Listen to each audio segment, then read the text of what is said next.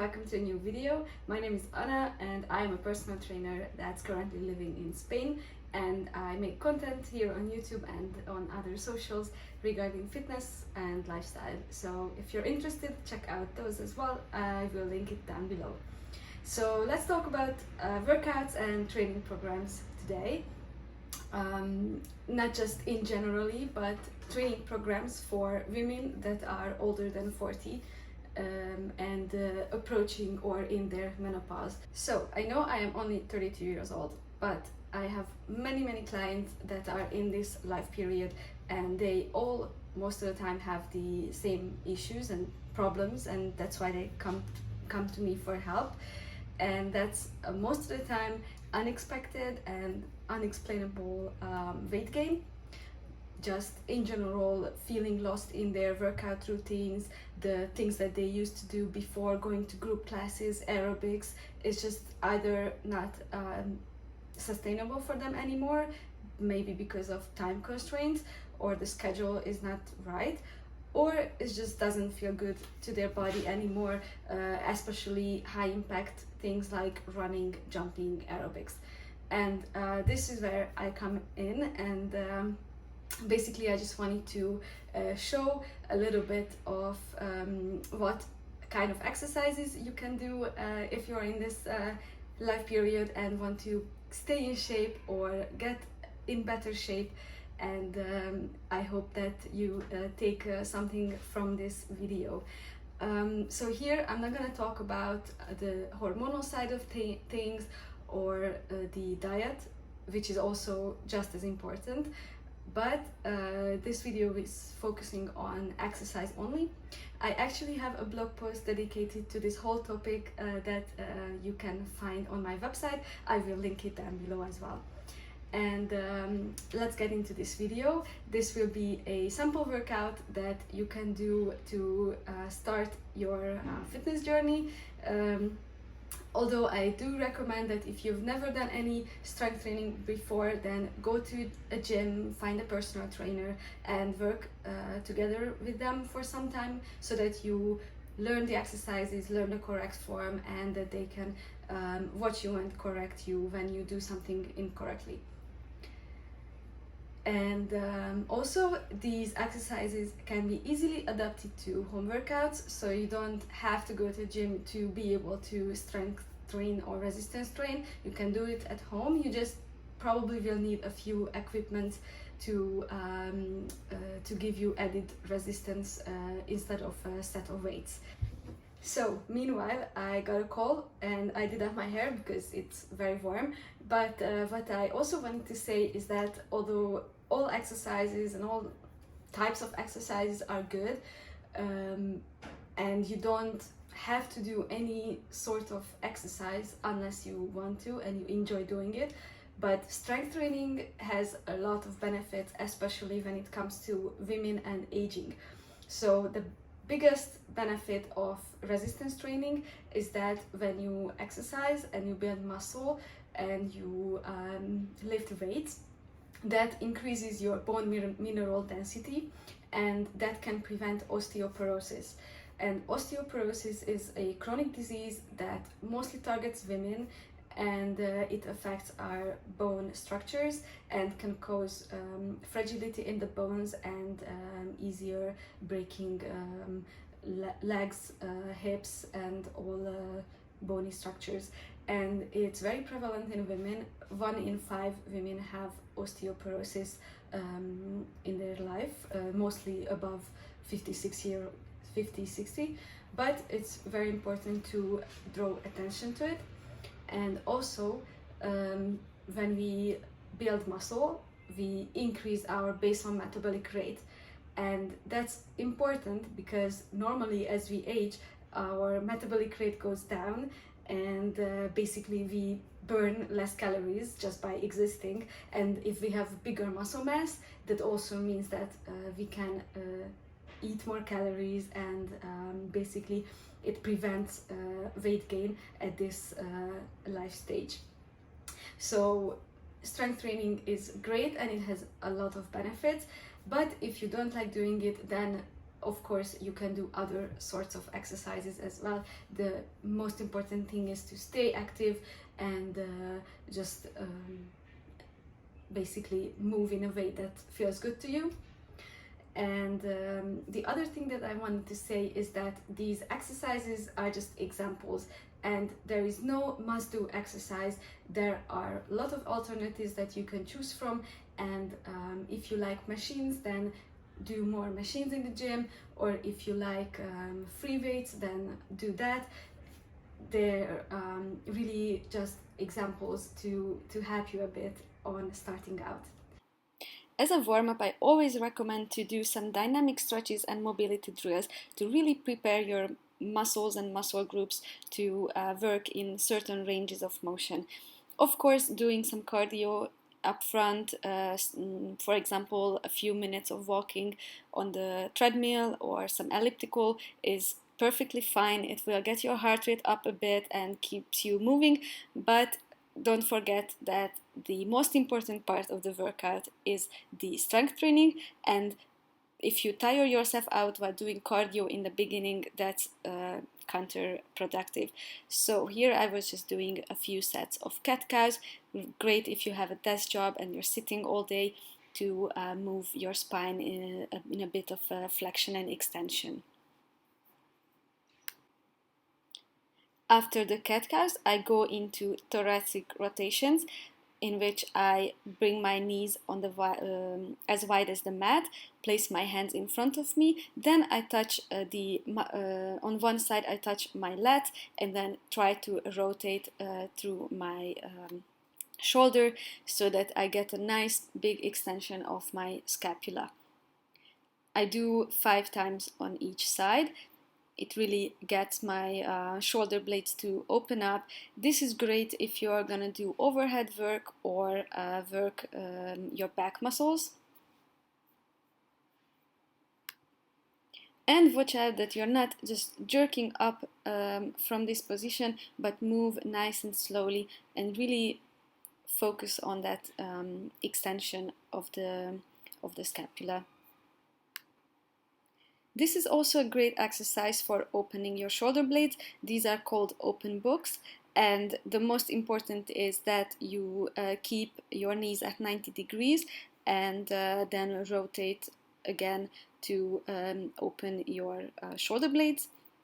I also do 5 times on each side, and these are also great if you have a desk job or any lower back pain. It tends to alleviate a lot of upper back and lower back pain. These exercises are called 1990s, and I'm basically working with my hip here. These are hip rotations, and very good if you have stiff hips, or if you have again lower back pain. A lot of times our lower back pain comes from being sedentary for long periods of time, and we get very stiff through the hips. So here it's another variation where I am just only rotating one side. This feels a little bit more challenging, definitely, but very, very good for opening. This is a great mobility drill for overhead exercises. Basically, it opens up the shoulder blades, but makes your shoulder joint move in full range of motion. And a lot of people, especially people that have desk jobs, have a problem with a stiff upper back and stiff shoulders, and this one is great to alleviate some of the shoulder and neck pain, and also to be able to work your upper shoulder exercises in a better range of motion. And here are some core activation drills. This is really important because a lot of times, especially as we age, we lose connection to our core muscles, as in your transverse abdominis and your internal obliques and your spinal muscles.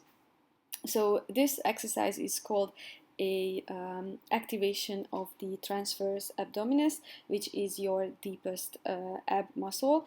And this is great to prepare yourself to brace properly. And what you want to do is to breathe into your belly, and as you exhale, you want to pull your belly button towards the ground. You don't want to flex your spine, so you want to keep a neutral spine, but really watch your breathing and try to just focus on engaging your core when you exhale.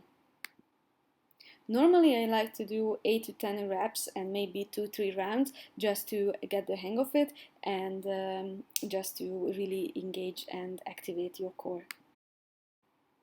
The dead bug is a little bit more advanced than the TVA activation exercise, but if you feel that you can properly engage your core and you can keep your belly button pulling close to the ground without causing you any lower back problems or any other issues, then you can progress into doing dead bugs. So basically what I'm doing is that I take a big inhale in the middle, and as I exhale I open with my arms and legs on the opposite side.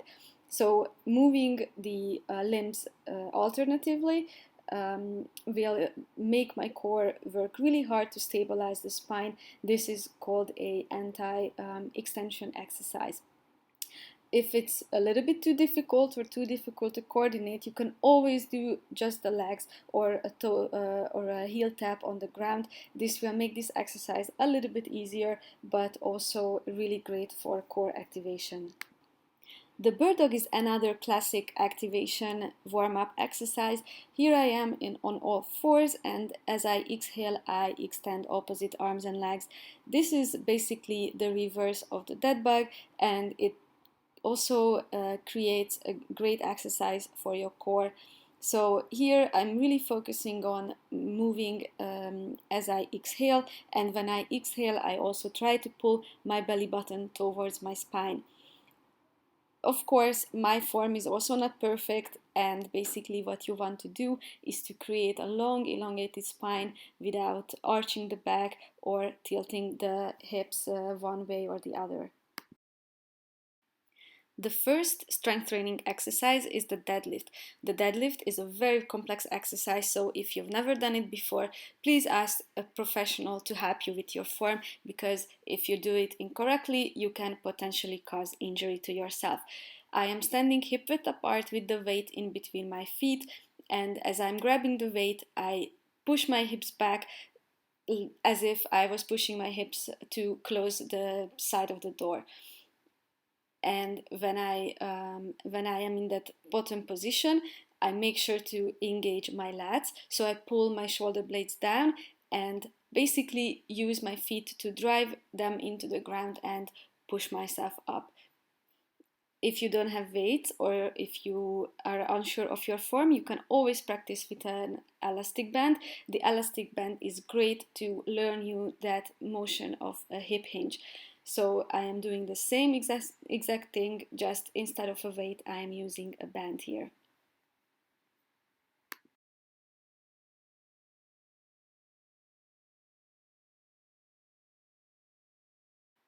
Another great tip to practice the hip hinge is to take a PVC pipe or a broomstick, and basically as you push the hips back, slide it down towards your knee, and when you cannot go any further without arching your back or bending over, then you stop for a second, you want to feel your hamstrings, the back of the legs stretch, and then you come back to standing using your glutes and legs.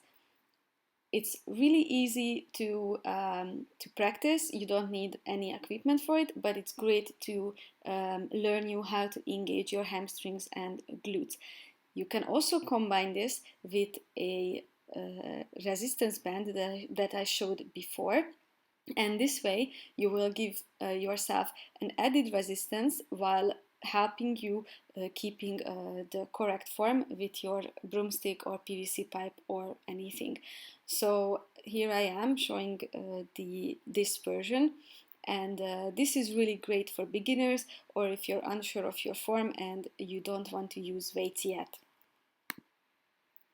And the next exercise is a squat. The squat is great for building muscles in the legs, the glutes, and overall helping your core stability, especially if you're using weights. Here I am showing a version of a goblet squat where I'm holding the weight, in this case a kettlebell, in front of me and going down to a squat. Normally in that bottom position you want to have your shins parallel to your upper body, your torso, but if you are unsure of your form, you can always use a bench to guide you along this movement. What you want to pay attention for is to keep a straight back and try to not round through the shoulder and not push your knees too much to the front that your heel is lifting off from the ground. And the next one is a lunge. Here I am showing a reverse lunge, but there are multiple variations. I find that the reverse lunge is the easiest to learn. You want to make sure that you're stepping back in a 90-degree angle and you're using the front leg to push you up from the ground. You can also do a stationary lunge instead. These are a lot more stable, and you, if you have problems or any injuries regarding your knees, then I would recommend holding onto something for added stability and to only work on one side at a time. If you like lunges and you are comfortable with them, then you can make it a little bit more challenging with walking lunges. In walking lunges, you want to make sure that you're walking on train tracks and not a rope.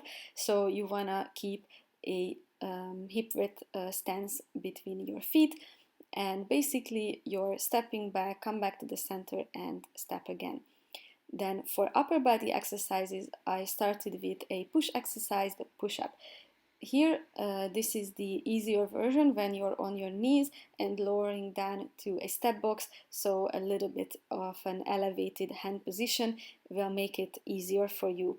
If you are comfortable and strong enough, you can do them in a full plank position. Again, my hands are on an elevated surface because I find that most women cannot perform a push-up on the ground with correct technique, and this is also a great progression exercise.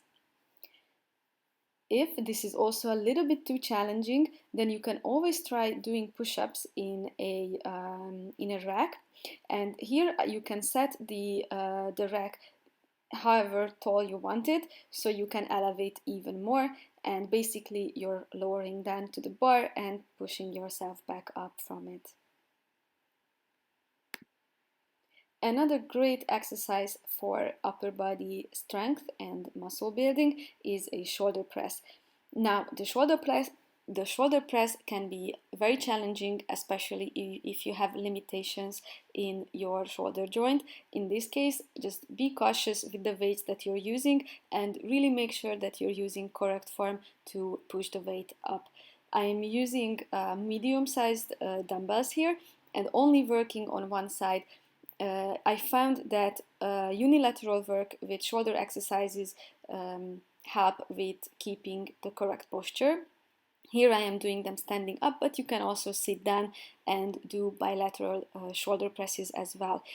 The only thing that you want to pay attention to is that you don't want to flare your elbows out too much. I like to keep my elbows at 95 degrees away from my body so that I am pushing a little bit in that position. It basically just creates a more comfortable environment for my shoulder and is also more beneficial for the fibers of the shoulder muscle. For back, I show you two machine-based exercises, but you can also do these with an elastic band that's attached to a door or a handle. So this one is a lateral row. It is great for building up strength and muscle in your upper and mid back, the rhomboids and the trapezius. You want to make sure that you're actively targeting your shoulder blades, so you're trying to pinch them together. And the other exercise is a pull down, which is a vertical pulling movement. I am doing it on a lat pull down machine, but you can also use a band for this or substitute it to the push-up. The only thing that you have to pay attention to is that you're pulling with your back and not with your arms. A lot of times I see that people just jerk the weight down with their biceps without actively engaging their back muscles. If you think about trying to get your elbows closer to your side, it really helps. And to finish the workout, I did a few core exercises, starting off with some forearm planks. So the forearm plank is a great exercise, but can be quite challenging, so make sure that you have a correct form. If you need to, then film yourself and look back at it. Really make sure that your spine is in a neutral position, and if you feel that your form is not correct, then feel free to drop down to your knees and make a modified plank. You can also do side planks. These are especially great for your obliques, your side abdominal muscles, and they're great for shoulder strength as well. You don't want to do multiple minutes of side planks and planks. You can do 20-30 seconds depending on how strong you are, and you can always modify it and perform the easier versions of it. Now, the last core exercise is heavy carries. For this, you will need some heavier weights. Here I am showing you a variation with a kettlebell. You want to make sure that you're not arching your back, but you're holding a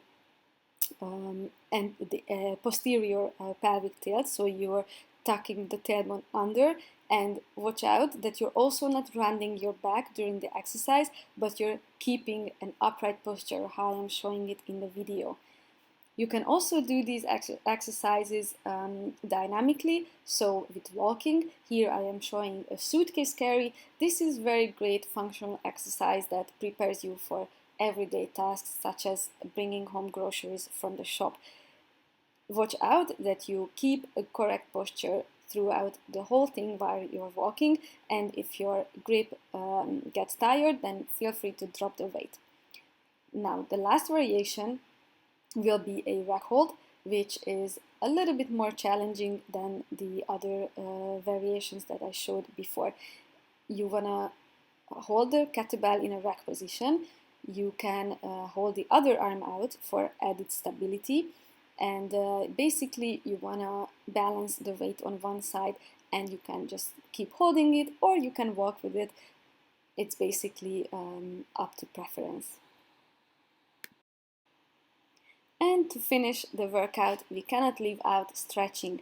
Stretching is great after the workout to basically just relax the muscles and really close off the strength training session with a little bit of relaxation. The core areas that I really like to focus on are hips and glutes. Those tend to have a lot of stiffness and tightness in them. I am showing you a variation of a hip stretch and a glute stretch.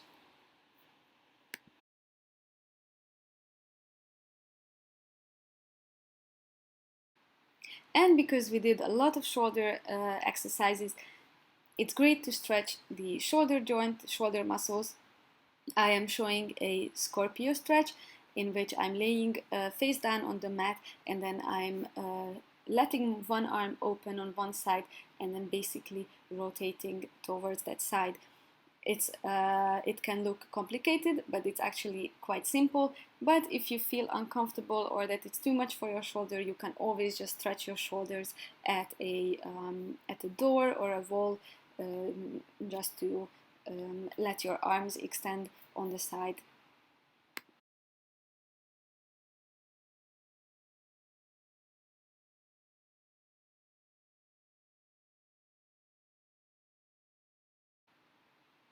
After the Scorpio stretch, I am going into a child's pose. I am bringing my knees as wide as the mat, and I am melting down with my chest towards the ground with my arms straight out in front of you, in front of me. I can also reach to one side in this stretch so that I stretch my lats, And also I am doing a little bit of a cobra stretch for the abdominals. To stretch the hips and the quads, you can take a big step to the front and then coming up to a half kneeling position. If this feels a little bit too much for you, you can also do this while putting your back foot on a bench or a step box, just how I'm showing it here, and lean a little bit towards your front leg so that you have a big stretch in your hips as well. I just come here to close down this video. I really hope that you enjoyed it and you learned something from it, or you even want to try out this workout. And make sure to like and subscribe. And if you like the video, or if you have any comments, questions, or other suggestions for other videos, then please let me know in the comments, and see you in the next one. Bye.